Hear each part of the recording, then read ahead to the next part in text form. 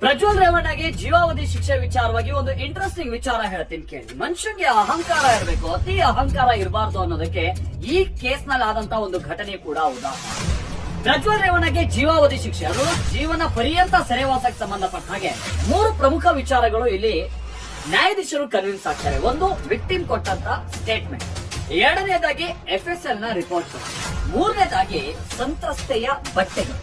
ನಿಮಗೆ ವಿಷಯ ಗೊತ್ತಿರಲಿ, ಪ್ರಜ್ವಲ್ ರೇವಣ್ಣ ಅವರಿಂದ ಮೇಲಿನ ಮೇಲೆ ಅತ್ಯಾಚಾರಕ್ಕೆ ಆ 47 ವರ್ಷದ ಮಹಿಳೆ ಒಳಗಾಗ್ತಾ ಇರ್ತಾರಲ್ಲ, ಆಕೆಗೆ ಇವ್ರ ಸಹವಾಸನೆ ಬೇಡ ಅಂತ ಹೇಳಿ ಒಂದ್ ದಿವಸ ಆಕೆ ಮನೆ ಬಿಟ್ಟು ಓಡೋಗಿರ್ತಾಳೆ. ಬಟ್ಟೆ ಕೂಡ ತೆಗೆದುಕೊಂಡು ಹೋಗಿರಲ್ಲ. 4 ವರ್ಷದಿಂದ ಆಕೆ ಮನೆ ಬಿಟ್ಟು ಓಡೋಗಿರ್ತಾಳೆ.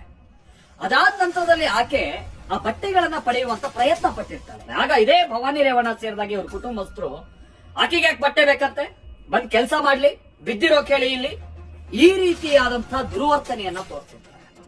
ಮನೆ ಪಾಪ ಆಕೆ ಅನಿವಾರ್ಯವಾಗಿ ಬರ್ತಾಳೆ. ಆ ಬಟ್ಟೆನೂ ಕೂಡ ಆಕೆ ತೆಗೆದುಕೊಂಡು ಹೋಗೋದಿಲ್ಲ. ಆ ಬಟ್ಟೆಯನ್ನೆಲ್ಲ ಇವರೊಂದು ಶೆಡ್ ಅಲ್ಲಿ ಮೂಟೆ ಕಟ್ಟಿರ್ತಾರೆ. ವಿಕ್ಟಿಮ್ಸ್ ಸ್ಟೇಟ್ಮೆಂಟ್ ಪಡೆದಂತಹ ನಂತರದಲ್ಲಿ ಇವರು ಅಲ್ಲಿ ಏನೇನ್ ಸಾಕ್ಷ್ಯಗಳಿದೆ ಅನ್ನುವಂಥದ್ದನ್ನ ಸಂಗ್ರಹಿಸೋಕ್ ಹೋದಾಗ ಆ ಬಟ್ಟೆಗಳು ಸಿಗುತ್ತೆ. ಆ ಬಟ್ಟೆಗಳು 3-3.5 ವರ್ಷದಿಂದ ಅಲ್ಲೇ ಬಿದ್ದಿರುತ್ತವೆ. ಆ ಬಟ್ಟೆಯಲ್ಲಿ ಪ್ರಜ್ವಲ್ ರೇವಣ್ಣಗೆ ಸಂಬಂಧಪಟ್ಟಾಗಿನ ಸ್ಪರ್ಮ್ ಕೂಡ ಪತ್ತೆಯಾಗುತ್ತೆ, ವೀರ್ಯ ಪತ್ತೆಯಾಗುತ್ತೆ.